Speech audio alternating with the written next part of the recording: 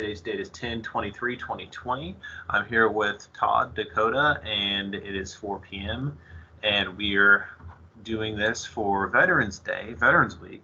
Um, and so, Todd, go ahead, introduce yourself. And oh, I'm so sorry, I skipped over the disclaimer.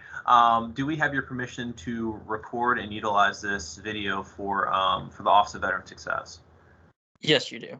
Thank you. And then do I also have your permission to utilize this for my own personal research as for veterans and for any kind of social work? Yes, you do. Thank you. I appreciate that. Thank you. All right. So with that, yeah, go ahead, introduce yourself, and then like I just talked about with the service and how it's connected, and just go over your branch, how you got into it, and just tell us your story. Well, I'm Dakota Todd. I served 5 years in the United States Marine Corps. I got up to the rank of sergeant before getting out. I am now studying at the University of South Florida St. Petersburg campus. I'm trying to get an accounting degree, a bachelor's degree. I joined the service originally I joined the delayed entry program because I was still in high school at the time. From 6th or 7th grade, I always knew I wanted to join the military. Originally, I was planning on joining the Army, but the more and more I thought about it, I decided on the Marine Corps because I saw it as the best branch, and I knew if I want to make such a life-changing decision, I knew I wanted to go all the way and do the best I could, join the best I could. Mm-hmm. And so that's why I ultimately decided on the Marine Corps. I really picked the military because I'm from a really small town in Deep East Texas. That's where I was raised, and there just really isn't anything going on there. I saw so many people that fell in this trap where they would just be in this small area their whole lives. I mean, sure, they might go on vacation out somewhere, but they just spend their whole lives in this small area and never really get out and adventure and see the world. Mm-hmm. And that's fine if that makes them happy, but I knew I didn't want to do that. I wanted to get out and actually, live different places and see all these different things. And I saw the military as the way to do that, the easiest way to do that. And, also get everything that comes with the military, more maturity, of course, education benefits, which were huge to me. And then also, a feeling of service. I think if you join the military, you have to have some desire for service. And so that's before. I'm sorry, no, did your service, like you said, that some aspect, did you do anything in particular before joining the military that was impactful? Maybe a father, some kind of form of leadership, or maybe it was just working within your community or doing stuff with your friends where you're like, hey, this seems really cool, and then all of a sudden it was like, maybe I should try this and at least get, like you said, that structure, that maturity with service in the military. Did anything happen like that? Not really that I can remember. I was the first in my family to be in the military.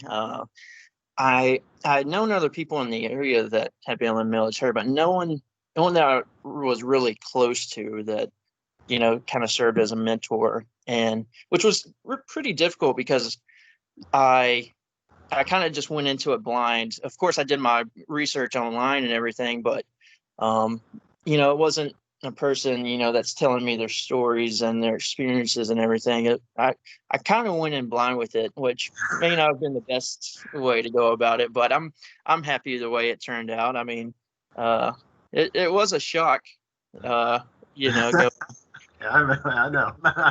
everything, but I'm glad the way it turned out. The military, I think it really shaped me into a better person, definitely a more mature person, a more driven person. Mm-hmm. So yeah, I'm happy with the way it turned out. Are there other aspects of your life now after service where you see that shine the most, or maybe you saw it in the military because you saw it with people that you were leading, because you did reach leadership position. Is there anything at a point in time where you saw that growth, like, oh man, like that felt like I really am doing this efficiently, effectively. I'm leading from the front. Do you have any scenario or something like that that comes to the top of your mind? You mean while I was in the military or since then? It could be either or, Well, both. Yeah. I know for sure. I definitely see that in university now. I see. I mean, I see a lot of students that don't want to take charge, especially we do like group projects, and everyone just kind of adding in little elements, but no one really wanting to take charge. And so I definitely see that. I'm not as afraid to take charge as what a lot of students see, and I'm not trying to down anybody, but Yeah, no, I that's definitely do great. see that desire to take charge and actually lead from the front and say, "Hey, let's try this or this," and so on. So I definitely see that in school now. That's for sure. Nice, nice. And so, yeah, and yours is in accounting, correct? Yes. So, how do you hope to utilize your accounting? Do you plan to keep it in Texas, or are you going to do something else with the accounting?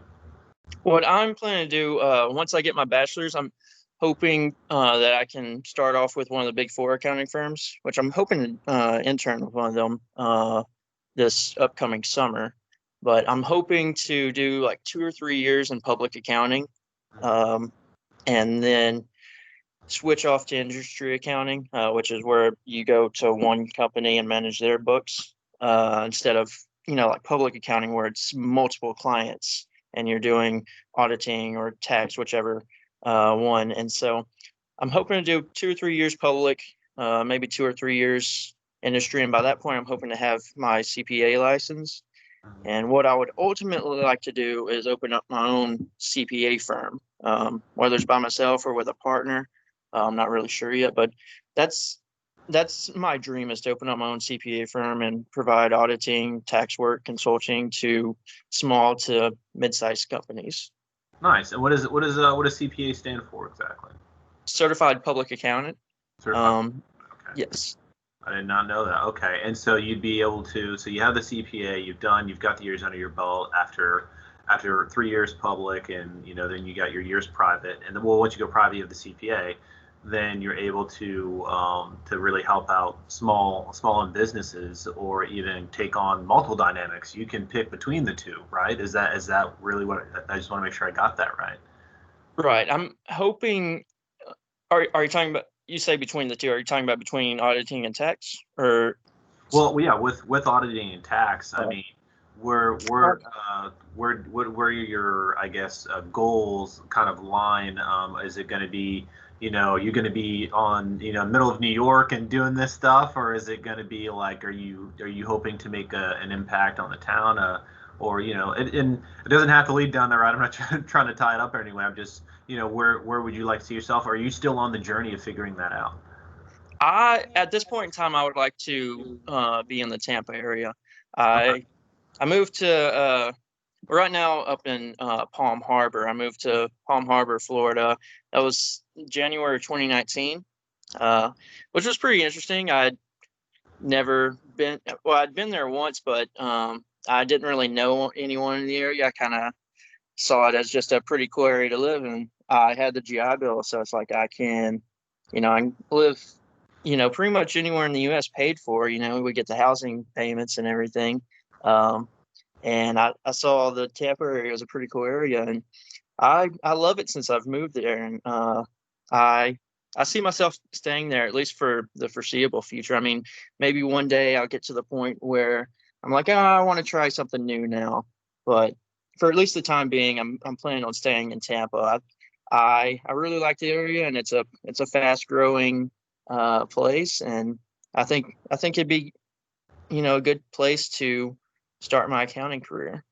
Nice, nice. That's awesome, man. So, do you have anything with you today that really reflects, any that those moments where you had those aha moments where you felt that change, where you felt like, or even for like accounting, or you're like, hey, this is like a piece of me that I care with me, because it's something that, even when I find myself, just down in the dumps, too many numbers, too many things going on, but I have to persevere, or continue this form of service because I've worked so hard and I see the change in myself.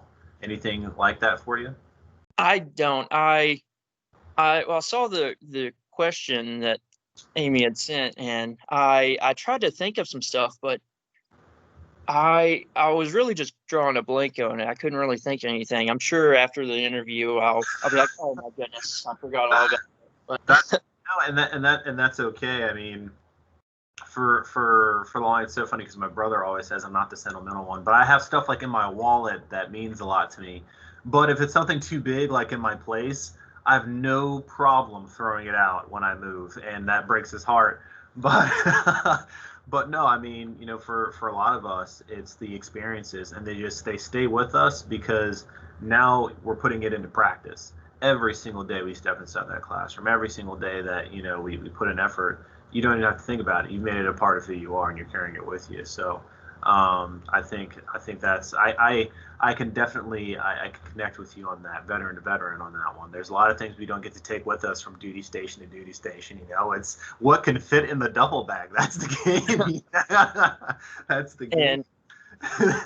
Well, so tying in with that, I guess it's not really an object, but I think the biggest thing I took away from my experience in the military is just the people and the friendships. I mean, I have friends all over the country and in different countries right now, and I mean, I still my best friends, and I mean, I could call any one of them up right now and just have 30-minute, hour-long conversation, see what they're doing and everything. I mean, I think that's the best thing I got out of the military is just meeting so many awesome people, and I think that's where I keep my memories at, is just in the people that I met and all the friendships I took out of it. Is there anyone in particular? For me, I mean, I've got a whole bunch, but for me, everyone knew that me and my buddy Zach Gibson, we were as close as it could get as brothers in the military. I mean, even though we were in different companies by the time we got through selection, I remember running up to his team leader after I got back from a deployment, and I didn't see him come back. And I ran up to his team leader, which was unheard of back then. You could not do that, to another person in a company. And I was like, have you seen Private, Gibson? He's just, I'm really close to him. Like he's like my brother. Like I'm just worried. And he was like, what the heck? And like, and I got grilled for that one, but he told me he was fine, and he's on the next rotation to come back home. And but yeah, I caught a lot of heat for that. But he was, always like that little brother to me. Like I always felt so protective over him. He was a phenomenal soldier, phenomenal. Didn't need any protection whatsoever, but we were always so close. But who's kind of like that for you? Who's kind of that, gives you that kind of pull? My best friend, his name's David Brandon Jewell, and so he goes by Brandon, and we call him Jewell. Just the last name thing. But he went to Paris Island. I went to San Diego for boot camp, but we met at MOS school, and we were in receiving.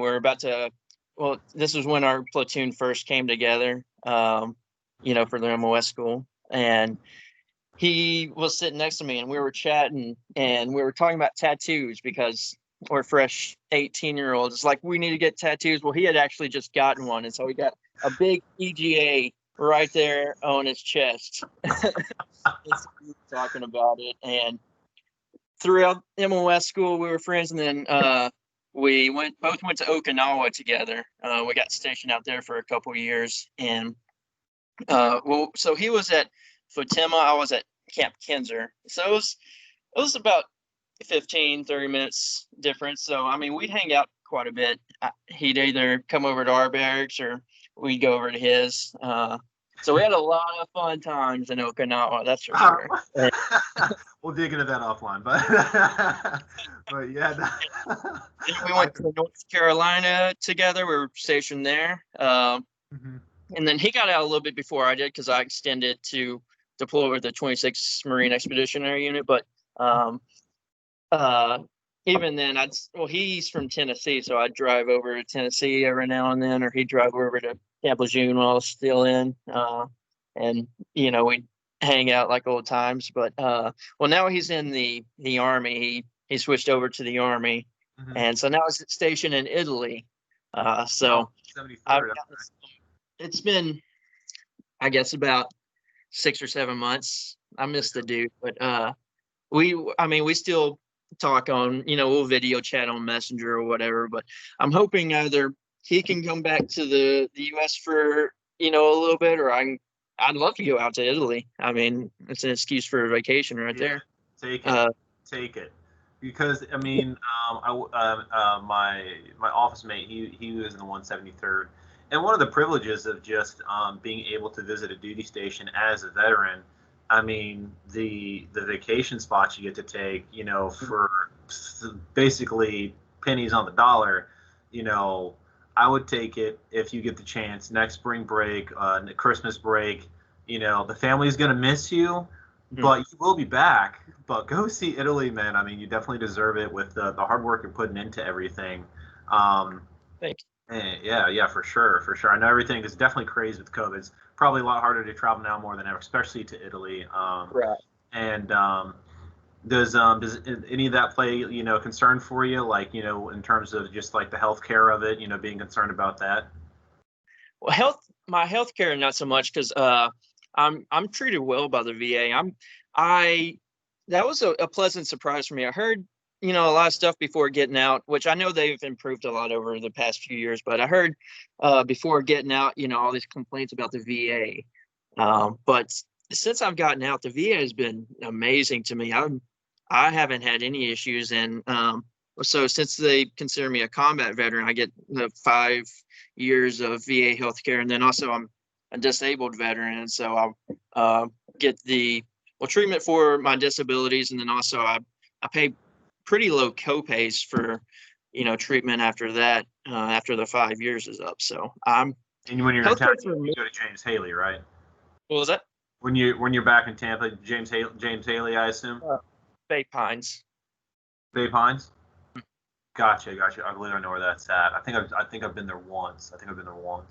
That's great. That's great to know there's other options. I've only been to James Haley here in Tampa, and then I went to another one up in the Denver, Maryland, Virginia area, DMV. That's where I'm originally from. But Okay. yeah, it's good. It's good to know that that are still doing right, because even if, like you said, I mean, even if the ratings aren't that good at the top, at least that individual and that personal care, that's what matters to me. That's what really, because then that's where you're feeling it.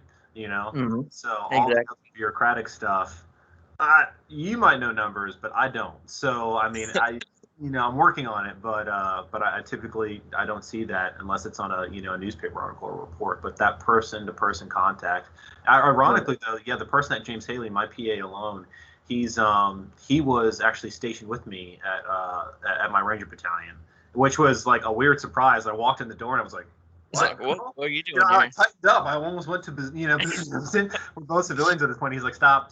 Like, it was pretty funny, man. I just want to make sure here. Oh, there we go. Yeah, I was concerned with. We've been chatting up like I forgot we were recording. I was just like, I hope I hit the record, but I just started just shooting it with this guy, having a good time. But that's the connection we're talking about. That's always fun, man. Mm-hmm. Always fun. But I won't take up too much more of your time here. I mean, you gave me everything we're looking for, and so for yeah, you answered all that. Yeah, just making sure. Yeah, man. So thank you for everything, and again, at any point in time you want to look over the interview and you're like, hey, or you remember something you said and you're like, I don't feel comfortable adding this, or I said so and so's name and that's not cool, or whatever have you.